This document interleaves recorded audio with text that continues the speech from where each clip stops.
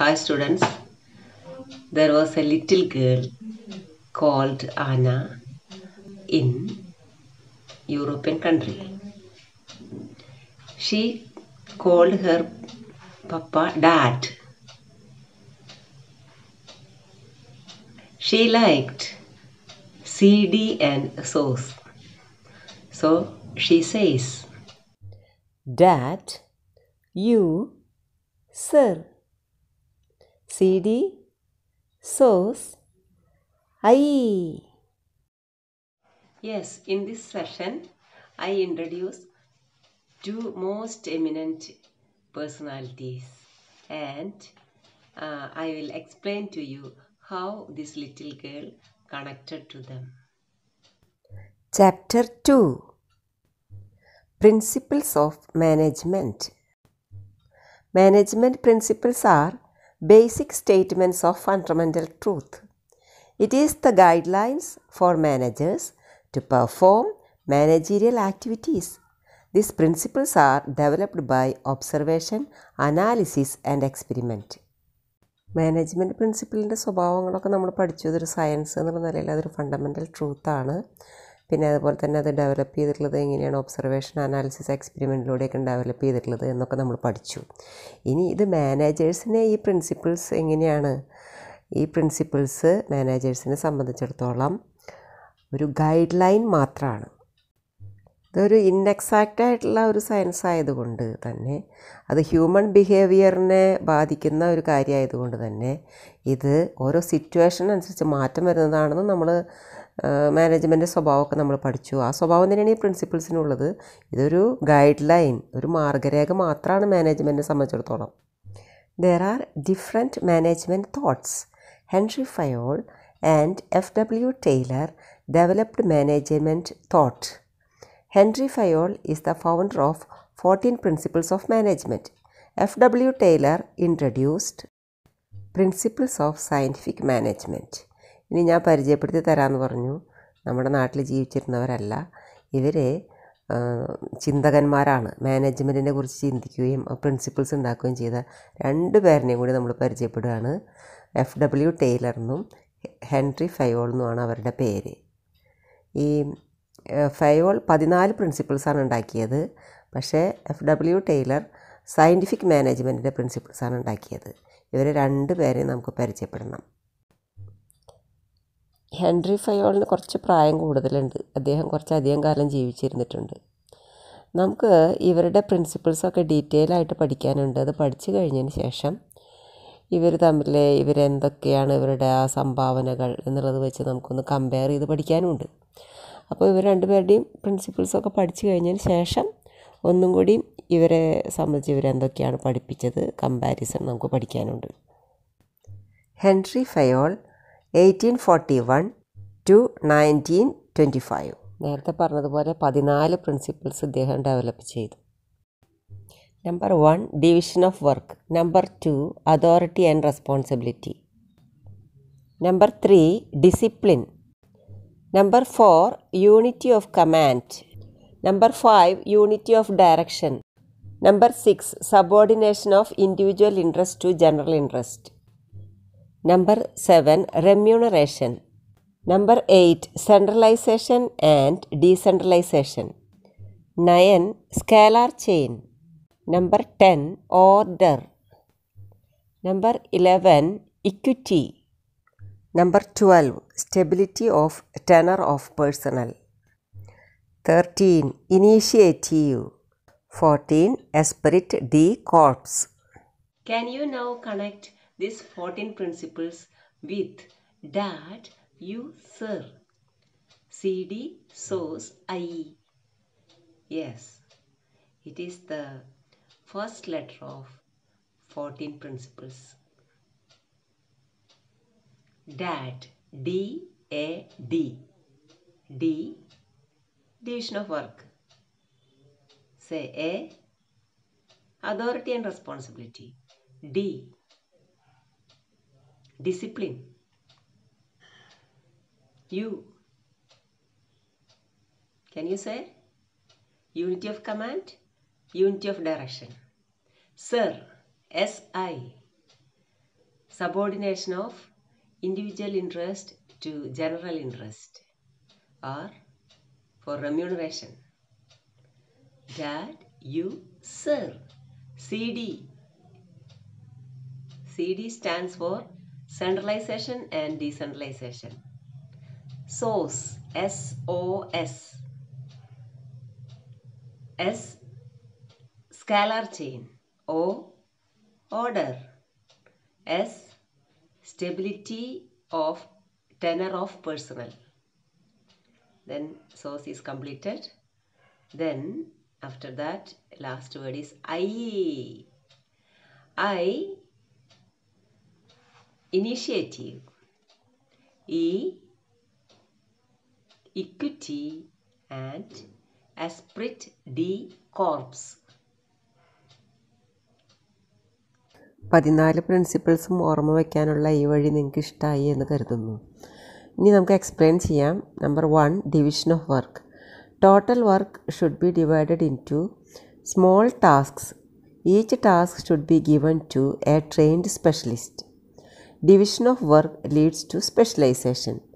It reduces wastage of time and effort.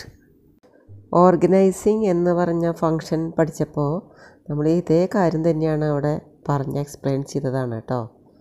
സ്പെഷ്യലൈസേഷനിലേക്ക് നയിക്കുന്നു division of work എന്നൊക്കെ. Authority and responsibility. Authority is the right to give orders. Responsibility means the obligation to obey the order. There should be balance between authority and responsibility. ഇവിടെ പറയുന്നത് authority responsibility ഉള്ള ആൾക്ക് കൊടുക്കൂ, അതേപോലെ തന്നെ ഈ responsibility ചെയ്യണമെങ്കിൽ, ഉത്തരവാദിത്വം ചെയ്യണമെങ്കിൽ ആ ആൾക്ക് അതോറിറ്റിയും വേണം. അപ്പോൾ അതിലൊരു ബാലൻസ് അതോറിറ്റിയും റെസ്പോൺസിബിലിറ്റിയും തമ്മിൽ വേണം എന്നാണ് ഫയോൾ പറയുന്നത്. Discipline. Discipline means obedience to the rules and regulations of the organisation. It ensures the smooth functioning of the organization. Both superior and subordinate need discipline. Organisation മുന്നോട്ട് കൊണ്ടുപോകണമെങ്കിൽ സബോർഡിനേറ്റ്സിനും സുപ്പീരിയേഴ്സിനും ഡിസിപ്ലിൻ വേണം. Number 4, unity of command. 1 employee 1 boss. അതാണ് അതിൻ്റെ അർത്ഥം. A subordinate should receive orders and instructions from only one superior at a time. It helps to avoid conflict and confusion. നിങ്ങൾക്ക് മനസ്സിലായ അർത്ഥം എന്ന് വിചാരിക്കുന്നു. ഒരു സുപ്പീരിയർ മാത്രമേ പാടുള്ളൂ, അല്ലെങ്കിൽ കൺഫ്യൂഷൻ ഉണ്ടാവും സബോർഡിനേറ്റിന്. Unity of direction. 1 head 1 plan. Each group of activities having the same objective must have 1 head and 1 plan. All group together achieve organizational goal. ഇവിടെ ഗ്രൂപ്പ് ഓഫ് ആക്ടിവിറ്റീസിനാണ് കൂടുതൽ ഇമ്പോർട്ടൻസ്. ഒരേ ഒബ്ജക്റ്റീവ്സാണ് ഉണ്ടാവുക ഒരു ഗ്രൂപ്പ് ആക്ടിവിറ്റിക്ക്. അങ്ങനെ ഓരോ ഗ്രൂപ്പ് അഥവാ ഡിപ്പാർട്ട്മെൻറ്റുകളും അവരവരുടെ ഒബ്ജക്റ്റീവ്സ് അച്ചീവ് ചെയ്യുമ്പോൾ ഓർഗനൈസേഷൻ ഗോൾ തന്നെയാണ് അവർ അച്ചീവ് ചെയ്യുന്നത്. അതിന് ഒരു ഹെഡും ഒരു പ്ലാനും മാത്രമേ പാടൂ. Subordination of individual interest to general interest. Every worker has some individual interest for working in a company. The company has got its own objectives. In all the situations, the interest of the company will supersede the interest of individual. ഓരോ ഇൻഡിവിജ്വലും ഒരു ഓർഗനൈസേഷനിൽ വന്നിട്ടുള്ളത് അവരുടെ സ്വന്തം ലക്ഷ്യങ്ങൾ നേടിയെടുക്കാനാണ്. പക്ഷേ ഓർഗനൈസേഷൻ്റെ ലക്ഷ്യങ്ങൾ നേടിയെടുക്കുന്നതിലൂടെയാണ് അവരവരുടെ സ്വന്തം ലക്ഷ്യങ്ങൾ നേടിയെടുക്കേണ്ടത്. Number 7, remuneration of employees. Remuneration should be just and equitable. It should act as a source of satisfaction and means of motivation. എംപ്ലോയീസിന് പണിയെടുക്കുന്നതിന് കൃത്യമായി ശമ്പളം കിട്ടിയാൽ മാത്രമേ അവർക്ക് സാറ്റിസ്ഫാക്ഷൻ ഉണ്ടാവുള്ളൂ. എന്നാലാണ് അവർ വർക്ക് ചെയ്യാനായിട്ടുള്ള മോട്ടിവേഷനും അവർക്ക് ലഭിക്കുകയുള്ളൂ. തുല്യ ജോലിക്ക് തുല്യ വേതനം വേണം. Number 8, centralization and decentralization. The concentration of decision-making authority at top level is called centralization. The dispersal of decision-making authority at the lower levels is called decentralization. There should be a balance between centralization and decentralization. Top level management എല്ലാ ഡിസിഷനും എടുക്കുന്നതിനെയാണ് centralisation എന്ന് പറയുക.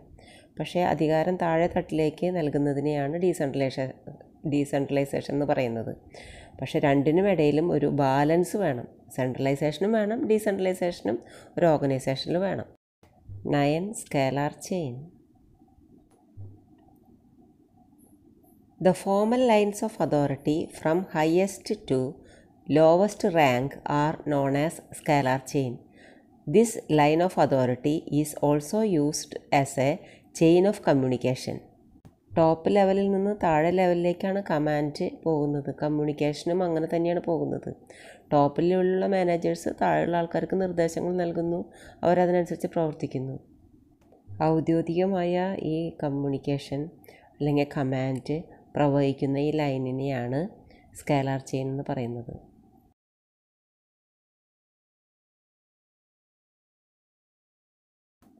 ഇനി diagram നന്നായി ശ്രദ്ധിക്കുക.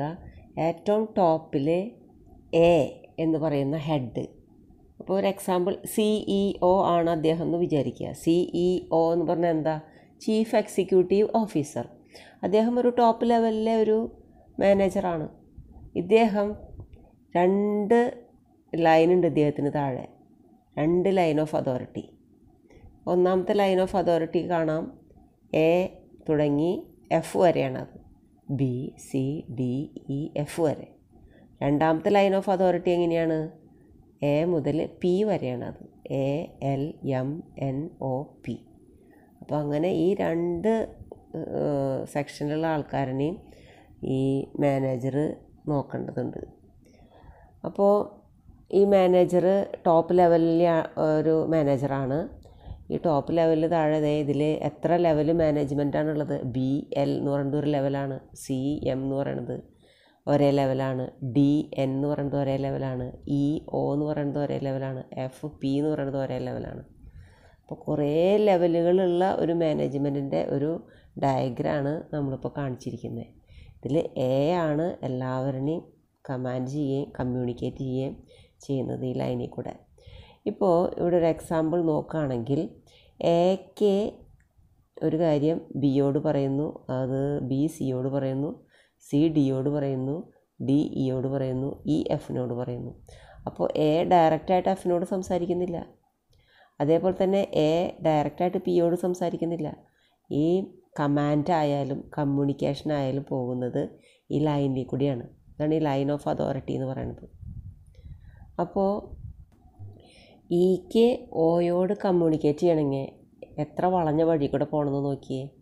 E അത് Dയോട് പറയണം, Cയോട് പറയണം, C അത് Bയോട് പറയും, B അത് Aയോട് പറയും, A അത് Lനോട് പറയും, L അത് Mനോട് പറയും, M അത് Nനോട് പറയും, N അത് Oയോട് പറയും.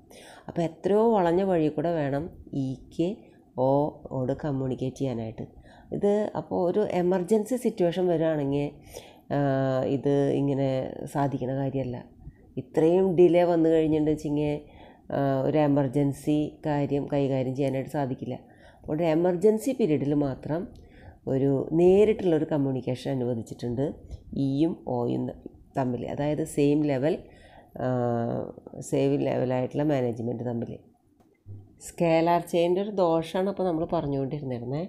സ്കേലാർ ചെയിൻ്റെ ഒരു ദോഷം എന്ന് പറയുന്നത് ഒന്നാമത്തത് ഡിലേ ഇൻ കമ്മ്യൂണിക്കേഷനാണ്. Communication delay. രണ്ടാമത്തത് ബയാസ് ഇൻ കമ്മ്യൂണിക്കേഷൻ. ഇത്രയധികം ആളുകളിലൂടെ ഒരു വിവരം കൈമാറ്റം ചെയ്യപ്പെടുമ്പോൾ അതിൽ ധാരാളം തെറ്റുകൾ സംഭവിച്ചേക്കാം. അപ്പോൾ ഇത് നമ്മൾ കമ്മ്യൂണിക്കേഷൻ എന്ന് പറയുന്ന ടോപ്പിക്ക് ഡയറക്റ്റിങ്ങിൽ നമുക്ക് പഠിക്കാനുണ്ട് ഡീറ്റെയിൽ ആയിട്ട്. അപ്പോൾ എന്തൊക്കെയാണ് കമ്മ്യൂണിക്കേഷനിൽ വരുന്ന ബാരിയേഴ്സ്, ബയാസ്, അതൊക്കെ നമുക്ക് ഡീറ്റെയിൽ ആയിട്ട് പഠിക്കാനുണ്ട്. അപ്പോൾ എന്തായാലും നമുക്കറിയാം കുറേ പേരിലൂടെ കൈമാറ്റം ചെയ്യുമ്പോൾ എന്തായാലും ആ വിവരങ്ങൾക്ക് എന്തെങ്കിലും ഒരു ദോഷമൊക്കെ സംഭവിക്കും. So, in order to overcome this Fayol advocated gangplank is the shorter route to avoid communication delay when there is emergency. Thus, E can directly contact with O through gangplank in case of emergency only. In an emergency, it can be possible that a worker can contact CEO directly. അപ്പോൾ ഇയും ഒയും same level മാനേജേഴ്സാണ്. ഒരു emergency situation ഉണ്ടാകുകയാണെങ്കിൽ മാത്രം ഇവർക്ക് gang plank ഉപയോഗിക്കാവുന്നതാണ്. ഈ Planck എന്ന് പറഞ്ഞാൽ ഒരു പലക എന്നർത്ഥം. ഗ്യാങ് എന്ന് പറഞ്ഞാൽ നിങ്ങൾക്കറിയാലോ, ഗ്യാങ്ങുകൾ തമ്മിൽ അങ്ങോട്ടും ഇങ്ങോട്ടും നടക്കാൻ അത് ഇപ്പോൾ അങ്ങനെ ഒരു സങ്കല്പത്തിലാണ് ഇവിടെ ഉപയോഗിച്ചിരിക്കുന്നത്. അവർ തമ്മിൽ കമ്മ്യൂണിക്കേറ്റ് ചെയ്യാൻ ഉപയോഗിക്കാം എന്നുള്ളൊരു അർത്ഥത്തിലാണ് അത് ഉപയോഗിച്ചിരിക്കുന്നത്, ഗ്യാങ് പ്ലാങ്ക് എന്ന്. അപ്പോൾ എമർജൻസി സിറ്റുവേഷനിൽ മാത്രമേ ഇങ്ങനെ ചെയ്യാൻ പാടുള്ളൂ. ഗ്യാങ് പ്ലാങ്ക് എന്ന് പറയുന്നത് ഒരു ഷോർട്ടർ റൂട്ടാണെന്ന് നമുക്കറിയാം. അപ്പോൾ ഇവർ തമ്മിൽ സെയിം ലെവൽ തമ്മിൽ സംസാരിക്കാം. ഇനി സിഇഒയ്ക്ക് വേണമെന്ന് വെച്ചെങ്കിൽ ഇയോട് സംസാരിക്കാം, എക്ക് ഒയോട് സംസാരിക്കാം, ഓക്കെ എയോട് സംസാരിക്കാം. എമർജൻസി ആണെങ്കിൽ മാത്രം ഇതൊക്കെ അനുവദിക്കപ്പെടുന്നതാണ്. Number 10. Order. The principle of order states that a place for everything and everything in its place. This will lead to increased productivity and efficiency. അപ്പോൾ ഒരു ഓർഡർ വേണമെന്നാണ് പറയുന്നത്. വേറെ പ്രത്യേകിച്ച് മനസ്സിലാക്കാനൊന്നുമില്ല. ഒരു ഓർഡർ ഉണ്ടെന്ന് വെച്ചെങ്കിൽ വെച്ച സാധനം പെട്ടെന്ന് തന്നെ എടുക്കാനായിട്ട് സാധിക്കുന്നത് നമുക്ക് തന്നെ അറിയാവുന്ന കാര്യമാണല്ലോ. അപ്പോൾ പ്രൊഡക്ടിവിറ്റിയൊക്കെ ഇൻക്രീസ് ചെയ്യാനായിട്ട് സഹായിക്കും. Number 11. Equity. This principle emphasizes kindliness and justice towards workers. There should be no discrimination against anyone on account of sex, religion, language, caste, belief or nationality, etc. Equality എന്ന് പറഞ്ഞത് ഒന്നാണെന്നുള്ളൊരു ബോധം. അതേപോലെ തന്നെ ഒരു വ്യത്യാസവും സെക്സ്, റിലീജിയൻ അതിൻ്റെ പേരിലൊന്നും ഉണ്ടാവാൻ പാടില്ല. എല്ലാവരും തുല്യരാണെന്നുള്ളൊരു ബോധം. Stability of personnel. Employees should not be shifted from their position frequently. Any type of insecurity make the employee leave the organization. Then recruitment, selection and training cost will be higher, so employee turnover should be minimized. അപ്പോൾ employees ഇങ്ങനെ ഇടയ്ക്കിടയ്ക്ക് മാറിക്കൊണ്ടിരിക്കുകയാണെങ്കിൽ അവരെ train ചെയ്തെടുക്കാനൊക്കെയുള്ള ചിലവ് കൂടുതലാണ്. അതേപോലെ തന്നെ എംപ്ലോയിക്ക് ഒരു insecurity നമ്മൾ ഏത് നേരം അവരെ സ്ഥലം മാറ്റി വേറൊരു ജോലിയിൽ നിന്ന് വേറൊരു ജോലിയിലേക്ക് വെച്ചുകൊണ്ട് ഉണ്ടാക്കാനായിട്ട് പാടില്ല. 13. Initiative. According to Fayol, initiative means taking the first step with self-motivation. ആരും പറയാതെ ചെയ്യേണ്ട ഒരു സമയത്ത് വിവേകപൂർവ്വം പ്രവർത്തിക്കുക, അതിനാണ് ഇനീഷ്യേറ്റീവ് എന്ന് പറയുക. അതിനൊരു ലീഡർഷിപ്പ് ക്വാളിറ്റിയാണത്. പലപ്പോഴും നമ്മളിലൊക്കെ പലർക്കും ഇല്ലാതെ പോകുന്നൊരു ഗുണം എന്താണ്, ഒരാൾ പറഞ്ഞാലേ ചെയ്യുമെന്നുള്ള മനസ്ഥിതി ഉണ്ടാവാൻ പാടില്ല. സിറ്റുവേഷൻ അനുസരിച്ച് നമ്മൾ ചെയ്യണം, ആരും പറയാതെ തന്നെ. ലാസ്റ്റ് പ്രിൻസിപ്പിളാണ് esprit de corps. A team spirit and harmony among group members is very essential for the success and efficiency of an organization. അപ്പോൾ ഒരു ഓർഗനൈസേഷൻ സക്സസ് ആവണമെങ്കിൽ ഐക്യമത്യ മഹാബലം എന്നൊക്കെ മലയാളത്തിൽ പറയും. അത് നമ്മുടെ ഓർഗനൈസേഷനാണെന്ന് വെച്ചാൽ എല്ലാവരും ഒന്നിച്ചിട്ടുള്ളൊരു പ്രവർത്തനം ഉണ്ടെങ്കിൽ മാത്രമാണ് ഒരു ഓർഗനൈസേഷൻ സക്സസ് ആയി തീരുകയുള്ളൂ എന്നാണ് ഇപ്പോൾ ഇതിൽ പറയുന്നത്. Anna's story we need not study, but we have to study the 14 principles of management thoroughly. See you again. Bye.